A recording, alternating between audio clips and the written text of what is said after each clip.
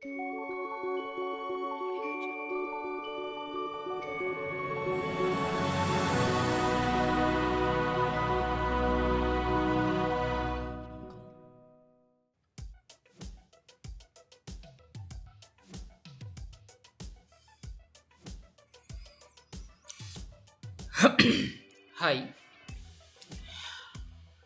in this video, I am going to show you how to scrape a dynamic website.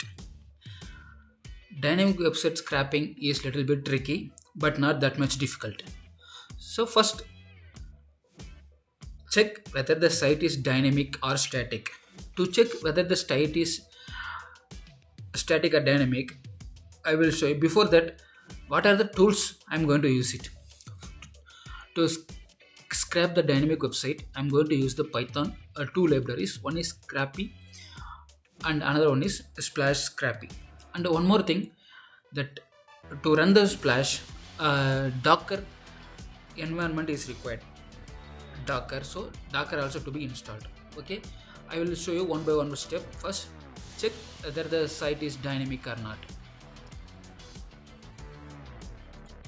This is the how to check that website is dynamic or static. Go to the developer mode in any browser, Chrome or Fox or Brave, whatever it is.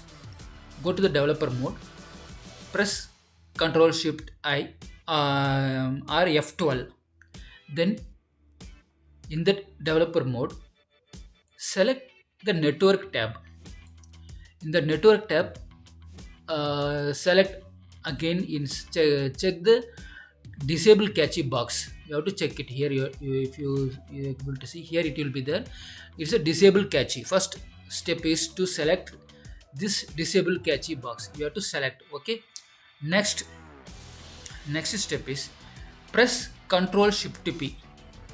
Ctrl Shift P. This will open this command plate in the network tab itself. In the network tab, when you press Ctrl Shift P, just in the search bar type disable, just DISAB. It will show you the options. In this one, first one, it will come disable JavaScript. After selecting this disable JavaScript, if you refresh the browser, then these items will not be shown. Then you can come to that. This is the dynamic website. So the data will be loaded only on the request and by dynamically based on the request from the user side.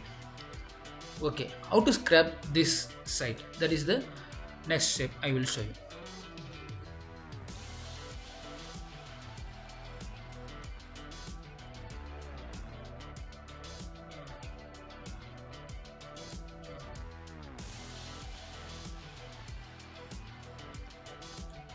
Now after checking the site dynamic or static, then now next I installed this Docker desktop. So go to the Docker website and download the Docker desktop. So after downloading this Docker desktop, you just install it. After installing, sometimes if you are in Windows system, it will show you if any pop-up showing WSL2. Again, just here it. WSL2 error. Follow the link. It will show you the pop-up. To follow one link to install the required package. After that, you need to restart. Don't restart just for the showing the pop-up. After going to that link, you have to download one file. That is almost only some few MBs. That file needs to be downloaded and installed. And then next in PowerShell, first step is to install the file. That there are few steps, step by step they are given in that website. First step, you can change the steps also, no problem. But first, the only thing is you need to install the file. Then in PowerShell, run the three commands. This command is just copy and paste it from the website. These are all the three commands. This one, this two, and this is three. WSL 2, from WSL 1 to it is becoming 2. So after checking this, then restart it. After restart, you can able to open the Docker app without any issue.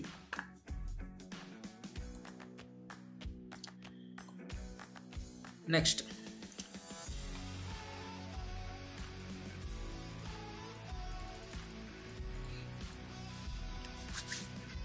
now in this, just check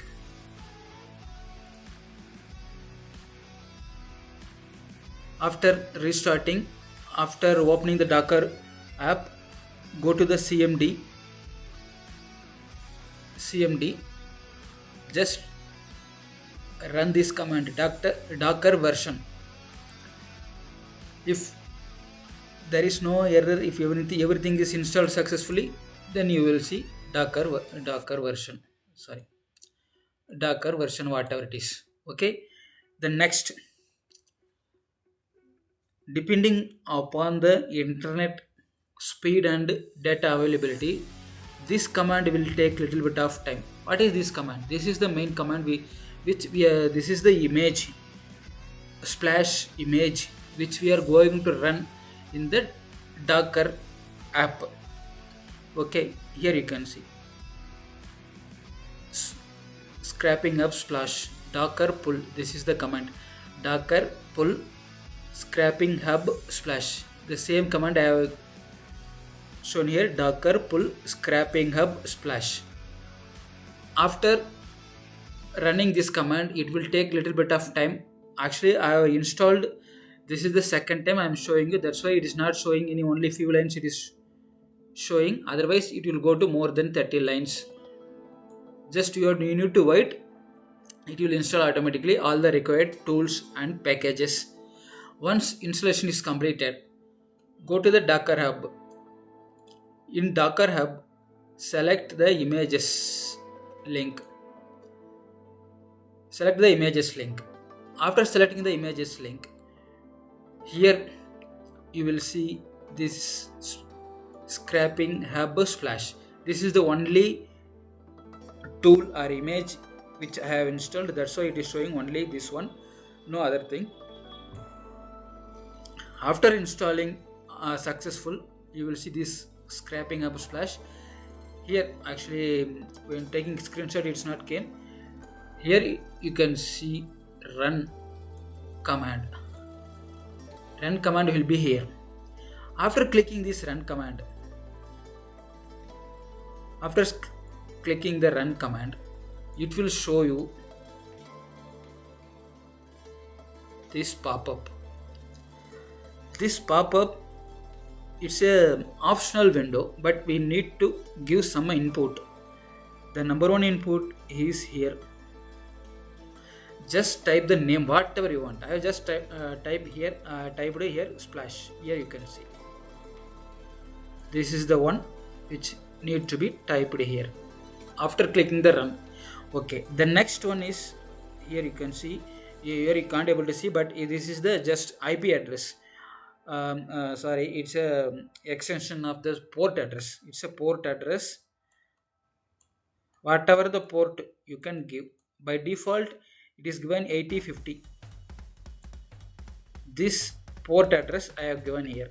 This is the number 2. Whatever the port you can give, just we are going to use it in the same localhost. I didn't type anything here, just click run, that's all. So this will take the input for running this. After finishing of these things, I will show you next step. I will clear this. Okay.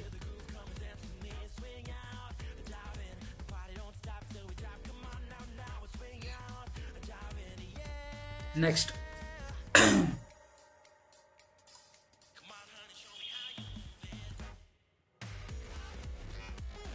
go to the browser, any browser, and type localhost 8050. You may remember in the previous section we are given this port number 8050 and only we are given the splash that you will leave it, but just type localhost semicolon 8050. This screen will open. If this is came in your localhost 8050, then everything is right, you are correctly following this video. Okay, what next? Hear the music around, hit that Java, come down, got that jukebox playing loud, swing, swing with me, dancing on until Now this is the drinking all night long. heart of the project. That means this is the main coding part. We have came into the main coding part. Now this is the coding part. Hope you are following my video. If you have any doubt, just go back and see, and see the description also. We are given all the required codes. So now this is the, as I told you, this is the main part of the project. This is the coding section. So just follow one by one. Open Python venv. It's optional. Venv is nothing but virtual environment. If you are, some people are using virtual environment, some people are directly using the Python. Okay, whatever the way the users are using, there is no issue. I will recommend, and I am using virtual environment always. Here you can see this is virtual environment. Okay, I am using this virtual environment. In this one, first install the required libraries. The first library, pip install Scrappy. If you are in Linux pip3, it will come pip3 install Scrappy. Windows, it's a pip install Scrappy. The next command you need to run Scrappy splash. Here you can see. As I told in the beginning of the video, only these two libraries which is required. First one is Scrappy, the another one is Scrappy splash. Okay, this actually I already installed both packages. That's why requirement already satisfied.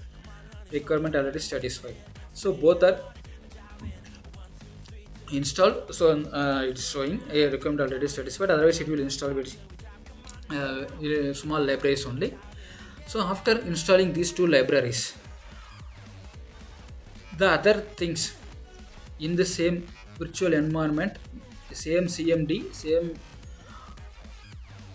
target folder, just follow these commands. You have to run this command. Actually, here I am not shown the commands, whatever the commands which I created. Okay, but it's very simple only. After installing these two libraries, you need to start Scrappy start project name. This is the first command in the same environment only. After installing this, after running of this command, you just run this command Scrappy start project name. Any project name you can give, whatever the project name. That's all. Only this is the variable.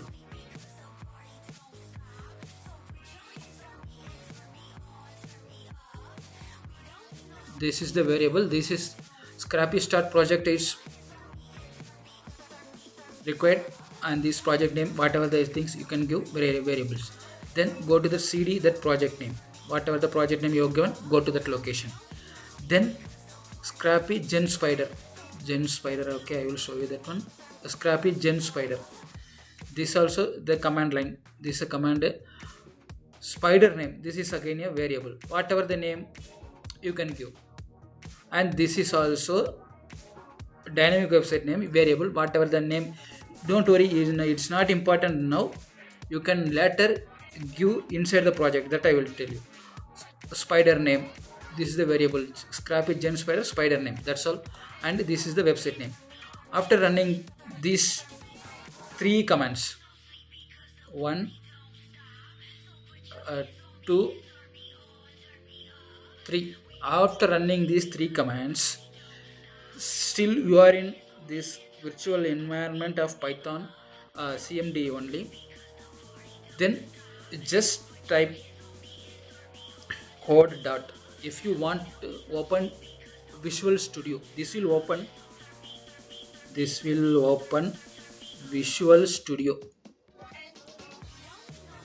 This will open. Or otherwise, if you are using any other code editor, it will open. Otherwise, if you want to edit on your own using Notepad or something other, any other code editor, go to that folder directly, whatever the location is. Suppose if you are in D drive or C drive, just go to this location in code editor. In code editor, we need to edit only two files. Keep in remember, only two files we need to edit. Coding we have to done. What are the two files? Only this. This is the one file. This is the second file. Only these two files coding to be done. Okay, I will clear all these things. As I told, only these two files coding to be written. Here you can see import Scrappy from Scrappy /import /request. This is the one which we are used Docker and installed that Scrappy /. This is the one library. Next class, this will be generated automatically. Only few lines. These lines XML and CSS selectors, XPath and CSS selectors, we already if you want to have any doubt how to select XPath and CSS, please refer our channel and refer our other videos. Now it's a lame and just we have given this is the URL which is dynamically loaded, and I'm going to scrap this data and yield scrap /request URL. Here you can see this one came here.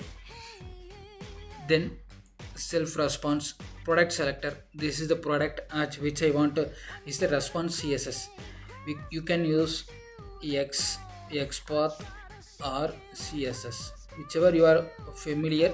You can choose anyone, XPath or CSS. We are just for simplicity, I have shown you CSS is a CSS selector, and then inside the loop it will directly yield name and price, just two variables, two parameters, just two parameters. For examples, I have taken this.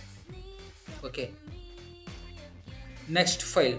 This file will be available below description. Please see our the link will be available for this coding. The next file is settings.py. This is settings.py. This is the project file. This is settings.py, and this one is spider name. Whatever the spider name you are given, that is the file name. Here you can see this code gen spider. This is the name of this file, gen spider. It's a .py. Okay. Next, here in settings.py, the main thing you have to concentrate. Here you can see /URL, localhost 8050, and these three things needs to be added. One is download middlewares, another one is spider middlewares, and default class and HTTP cache storage. So these lines needs to be added in settings.py file. By default, these lines will not be there. We need to be added. Don't worry about these lines and what it does. Just copy and paste. The dynamic site will be scrapped. So next, after pasting these lines of codes in these two files, at last just run Scrappy. This is again not this run. From here onwards, this is the command Scrappy crawl. This is the command scrappy gravel. Again, I'm telling this is the command scrappy gravel, and this is the variable. That means whatever the name here you are given, that will be reflected here. Scrappy gravel spider name.py, and note scrappy run spider name.py. Okay, this is variable. You will leave it.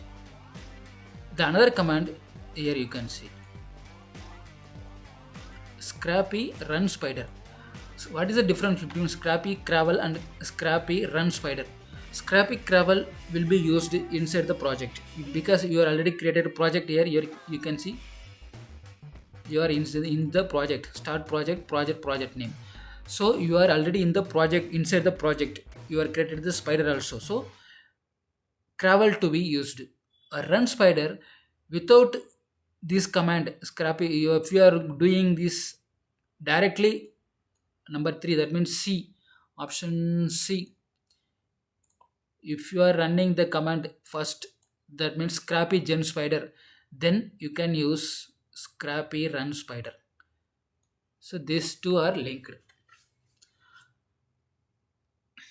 So now I hope after running this command you can get the output in the panel, or if you want to you can save it to the csv json, whatever it is. To save output, just put dash o, it's a o, and file name x or y or z dot csv or dot json, whatever the extension you are giving here,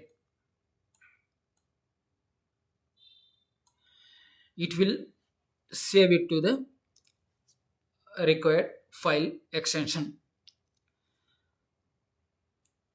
Thanks for watching, and thanks for your patience. I welcome your comments. And one more thing, if you have any error, just I will show you that also. Please, just a moment, please.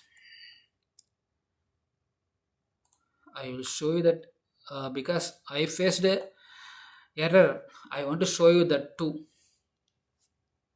I don't want to hide anything. Here you can see